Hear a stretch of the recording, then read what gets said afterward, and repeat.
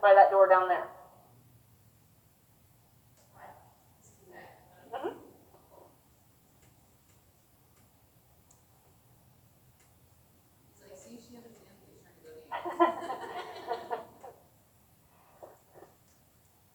So watch what he does with his body once he starts to get down there. There's a little more spook to that horse right there. Yeah. Okay? That's not where I would ask for speed. Right. Okay, did you see it there though? When you went there, like his head came up a little bit, his body arced a little bit more towards me. He had a little spook in him right there. That's not where I would ask for it.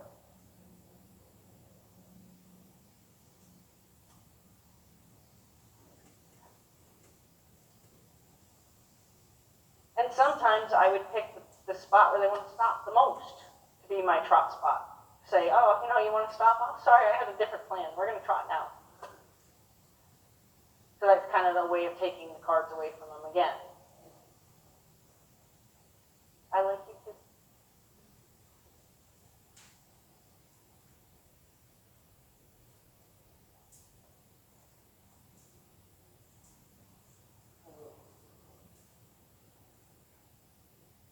You wouldn't know. He's got more woe than go too.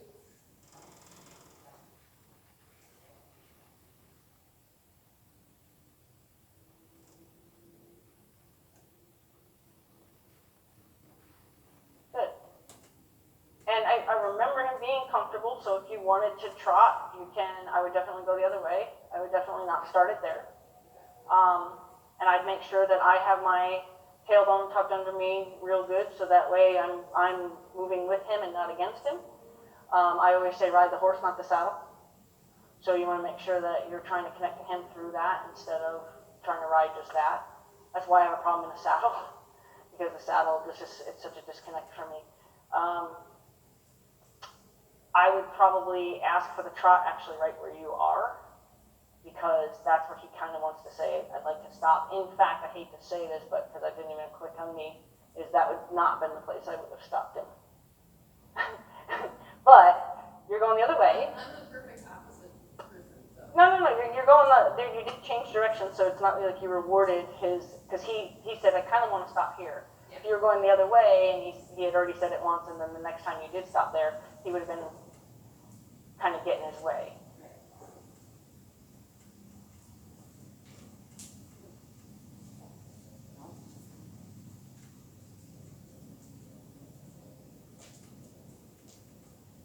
Yeah, so that is behavioral. Yeah. And that's, the first time I rode it, that happened to do. And then half off. Okay. So just kind of act like you didn't notice it. Yeah. Ask him for the trot when you feel comfortable to do that.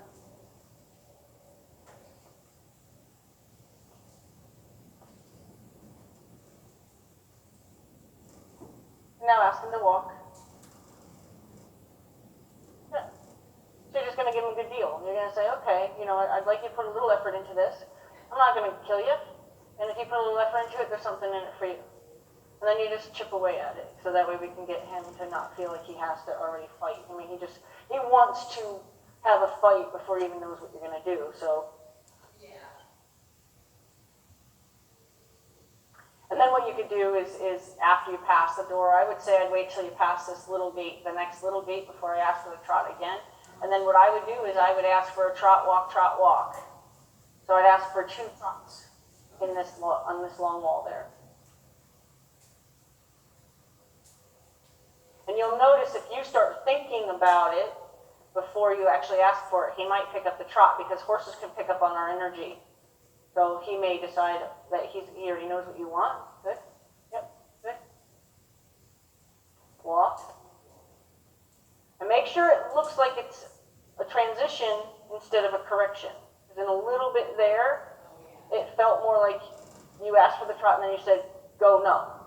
Okay? No, so that's where the left rein comes in handy too, because then it's a cue, as opposed to, I told you to stop. What are you trotting for? Because that's kind of what that looked like you were saying, trot. No, I don't want to. So try to have him trotting by the M. So as soon as you get around that edge there, ask for the trot at the M. So that's going to be your goal, is to have that trot going by the M. By the B, I want you walking again. By the opening of the door, trotting again. And then halfway down that other wall, you can walk again. Good. And then walk.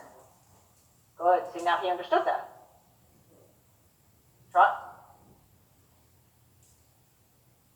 And now walk. Good.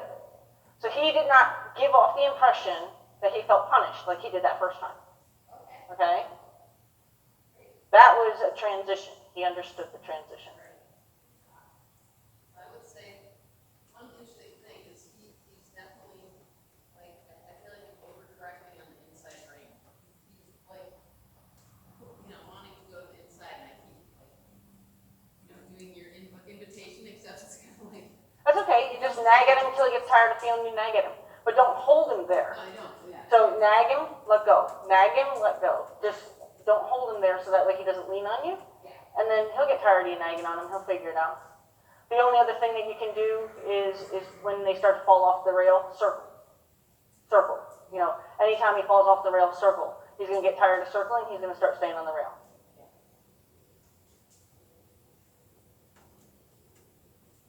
So this time, start at the F and trot just till past Robert.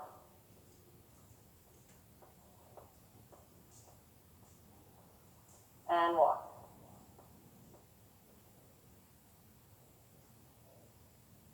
The utility boxes trot, and by the H walk.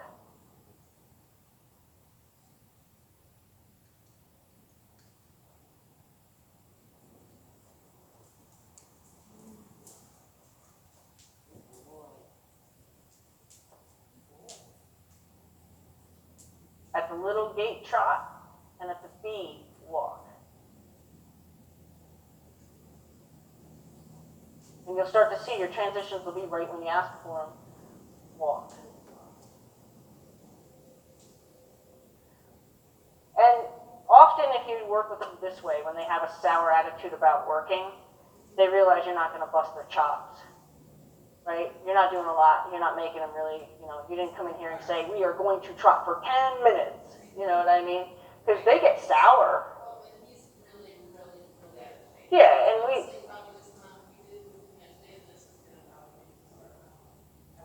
Well, probably the only thing that's going to make it okay is because he lives outside. And he can move freely. It's a stall-kept horse that I worry about more. So he's still saying, I'm thinking about being naughty in this corner here, so we won't do that corner yet. Our goal, so like if I was setting up a way to work a horse through something, my goal for the end of my session would be able to ask for the trot coming into that corner and pass that gate without any issue. He may do it no matter what, but he's told us that if he's going to find an excuse to be a jerk, it's going to be in that corner.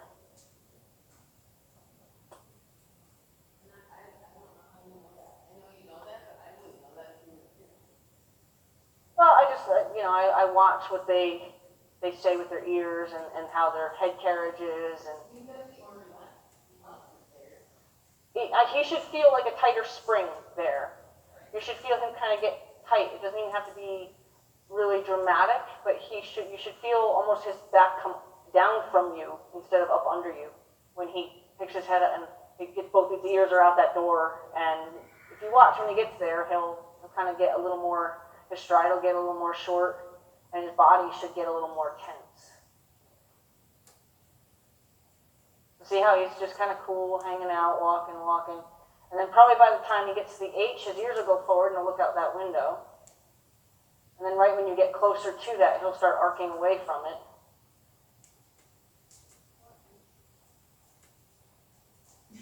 Yeah, it does kind of. Bring his shoulder in on that one. Yeah. And then once you're past there, he's fine. He's not looking to, have a kind of an archy thing going on. So my goal, if I was working this horse and trying to just develop a relationship with him, because I would assume you don't want a horse you can just come in and work the crap out of it, assuming you want to have a relationship with him. So that would be where I would say, how about I help you through some of this, and then when we get to something I think you're worried about, I'm here for you, and I've proven it up to this point. Okay, I would ask him to trot right before Robert.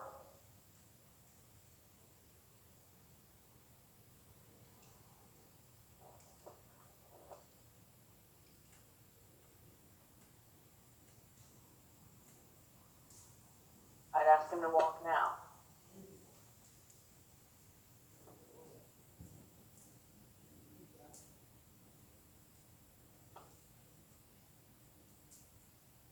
See how much focus he puts on that window? Yeah, I think the window, isn't it? Yeah. And God forbid anything's moving out there when he's wanting to finally have a little issue, that's where he's going to want to do it. Right. Go ahead and ask him to trot.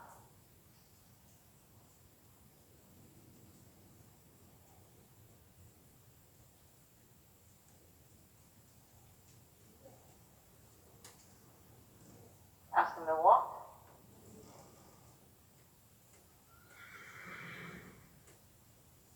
Ask him to trot.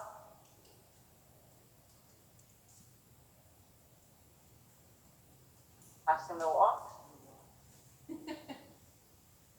Do a circle right there. So circle in towards me first. Oh, that's okay. That's okay. It's okay.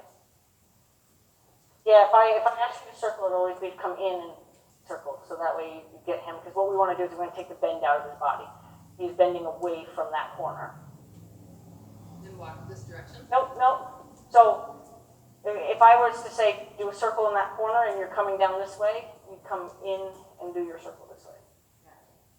Not back to the fence or to the wall. The idea is just we're going to try to get the bend out of his body because his body's bending and he's starting to get away with coming more and more off that rail. Yeah. So go ahead and circle again. I almost feel like I'm, fighting. Actually, my left arm's getting tired from, giving him a little. Okay, go ahead and I was going to say go ahead and let him go, but go ahead. Go ahead.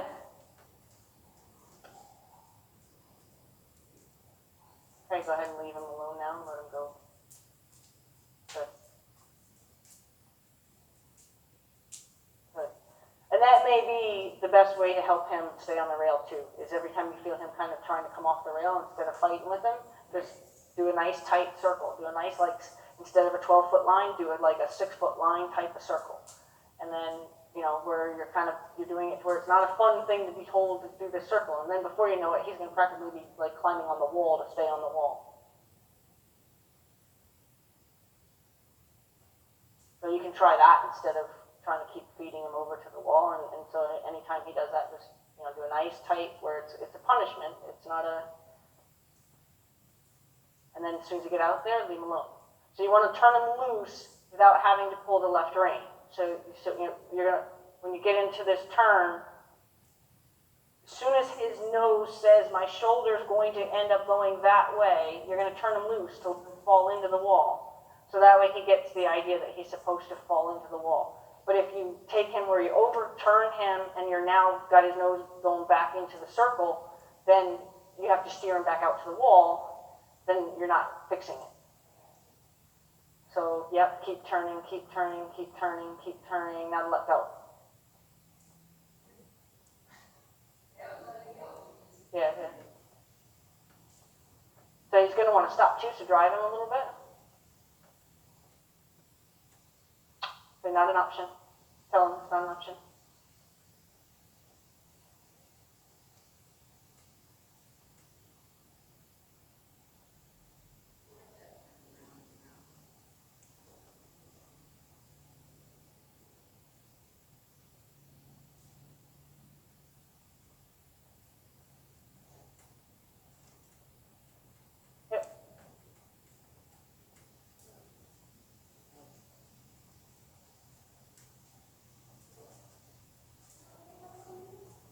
I think so. Are you okay with her coming in?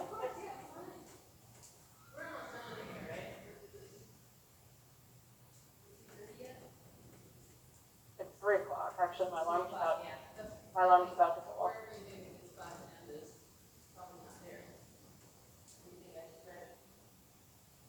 Well, get him back out the rail, do a hoe and a backup transition.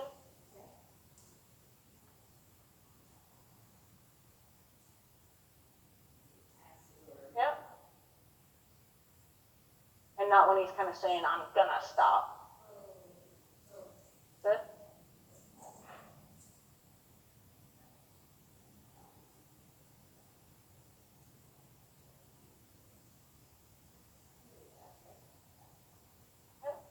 There you go, good. Good, and then honestly, the best way to help start a relationship, like that's a nice big sigh, big lick and chew, is to say, see dude, that's all we were gonna do.